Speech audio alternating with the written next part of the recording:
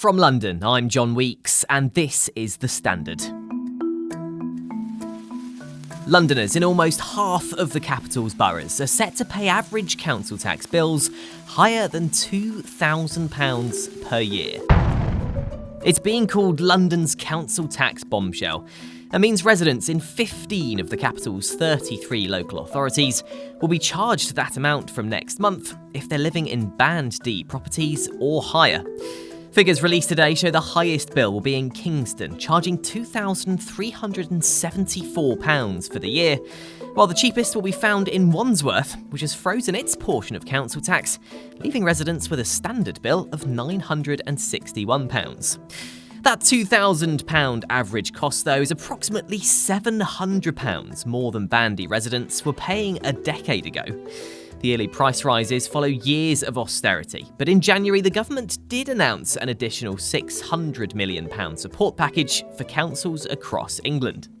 So, it's yet another price increase to worry about in the ongoing cost of living crisis. But having passed this landmark figure, what can be done to help councils keep their tax down? And why are we seeing such high costs for our basic services? Joining me now is our local democracy reporter, Noah Vickers. So Noah, another council tax rise, another rise in our monthly costs. It's not what people want to hear, really, is it? No, it's not. We knew that this rise was coming. We'd been able to see, as councils have been shaping their budgets over the last few months, that there were going to be some increases happening basically across the board. The councils are limited in how much they can increase council tax by, and it looked like pretty much all of them, or almost all of them, were going to be going for that maximum increase. So we knew that this was coming, but now we're able to see definitively the list of councils, how much they're going up by, and we can see that the number of councils in which a typical bill would be upwards of £2,000 a year has almost doubled from 8 boroughs to 15. And what's the situation facing London councils at the moment? Presumably many of them are struggling financially, as we're seeing across the country. Yeah, I mean, councils, as you say, nationally are suffering real difficulties in terms of raising revenues. They're also coming up against some challenges that they haven't really seen before, particularly in London in terms of homelessness levels. Rents are going up. Inflation has been, affecting all sorts of sectors of the economy. And in terms of people's private rents, lots of people are presenting themselves as homeless at local councils. They're saying we don't have any other option and we're in need of emergency accommodation. And that's a huge cost for London councils in particular. London has an enormous proportion of the country's homeless population, and there simply isn't the stock to house them. So councils are having to resort to putting people up in bed and breakfast accommodation, in kind of cheap hotels. But that's not, despite the name, it's not cheap. It's a huge cost for local authorities who are also grappling with all sorts of other pressures like social care. And do we know of any councils in London, Noah, that are sort of staring down the barrel of bankruptcy like we've seen in places like Birmingham? Well, we know most recently that Havering had to declare itself basically on the point of bankruptcy. Councils aren't actually sort of allowed to go bankrupt. They have to sort of announce when they're on the verge of going bankrupt and then ask the government for help. Havering had to request a £50+ million loan from the Department for Levelling Up, Housing and Communities, which was granted, but only after they'd set out an action plan through which they would cut costs as much as they possibly could. We're talking about scaling back things like Christmas decorations not being funded by the council, bin collections being looked at, and even the brightness of streetlights possibly being dimmed, all in a bid to cut costs. And it looks like Wandsworth takes the crown this year as the council with the cheapest council tax. That's compared to Kingston, which costs over £1,000 more. Why is there such a disparity?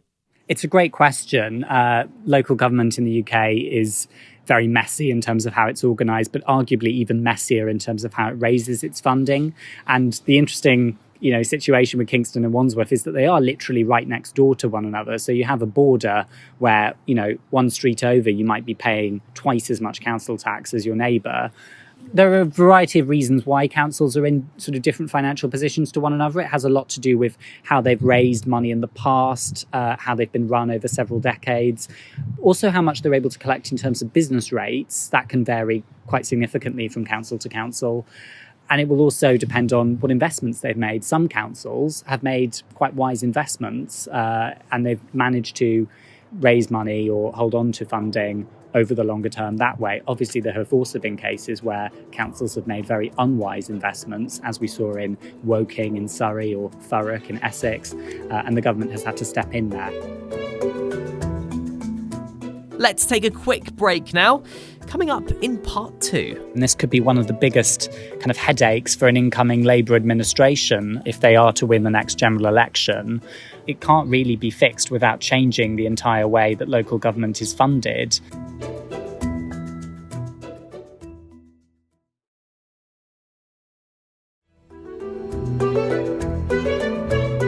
And Wandsworth itself, being the cheapest, will probably promote the fact that it's a Labour-run council. And I know it's a card that parties like to play, certainly in the run-up to a general election.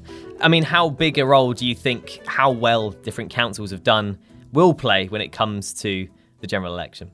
Well, Labour showing off about having, now the cheapest council tax in London and I believe the country. People will point out that it has been Conservative for decades and decades, upwards of 40 years. But keeping council tax low is something that Labour in Wandsworth have been really sort of committed to. It's something that they arguably won the election on in 2022 when they took control of the council. It was a really big issue for voters because lots of people there do know that their council tax is very low compared to other parts of the country. And Wandsworth was, in fact, Margaret Thatcher's favourite council. She was really impressed by the way that the Conservative council ran its books, ran its services. People on, within Labour would have pointed out that it ran fewer services, perhaps, than other councils do. And so there were other ways in which it was balancing the books. But certainly keeping council tax low is a really big priority for the Labour administration there because they know that their chances of being re-elected are likely contingent on that point. Wandsworth actually have picked Westminster to the post this year in having the cheapest council tax in the country. We know in December, Sadiq Khan sort of announced he was hiking up his share of council tax by 8.6%. How big a part is that of this overall rise for London councils? So, his council tax, since he's been elected in 2016, his council tax has gone up 70%, and it's increased by almost £200 since 2016. So back then, I believe it was about £276 a year. That's now £471 that he's going to be charging over the coming financial year to Londoners. I was, in fact, just talking to him and asking him about that, asking, if he's re-elected, how much further could council tax go under a third term for Sadiq Khan? He said that, he's been forced to make those increases because of a lack of government funding. He's argued that, this is money that's really needed by a range of really important cross-London services like Transport for London, like the London Fire Brigade, but most importantly, the Met Police. The amount of funding that the Met Police receives from City Hall has increased significantly since when he first became mayor. In fact, so if you think of it like a pie chart, the amount that comes from City Hall has got a lot bigger since then. And the Local Government Association says English councils are facing a £4 billion funding gap over the next 2 years. They are actually going to need quite a lot of support based on those figures, aren't they? Absolutely, and this could be one of the biggest kind of headaches for an incoming Labour administration if they are to win the next general election. They've talked about council tax being a big burden on working families, but at the same time, it can't really be fixed without changing the entire way that local government is funded.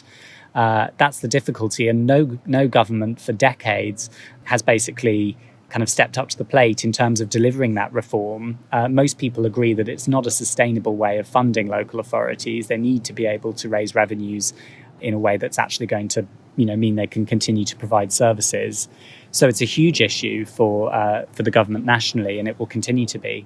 And in terms of how government can support councils outside of extra funding, what other levers are there for the government to pull to help the councils, I suppose, survive really in the coming years? In very exceptional circumstances, councils have been allowed to raise council tax by a higher amount than they normally would be. So the limit for borough councils in London is 5%, or technically 4.99%. And if they want to go any higher than that, they actually have to hold a local referendum where they ask their residents, do you want us to increase, can we increase council tax by a larger amount? As far as I'm aware, that's not happened because obviously that would be an extremely difficult referendum to win with local people that already feel like they're paying enormous amounts each month. But in terms of support, they can provide loans in exceptional circumstances, as we saw in Havering. And again, those loans, they need to be paid back with interest. So it's not as if there's an enormous amount of support for councils that are struggling. They're basically required to demonstrate that they have made as many cuts as they possibly can while still providing core services.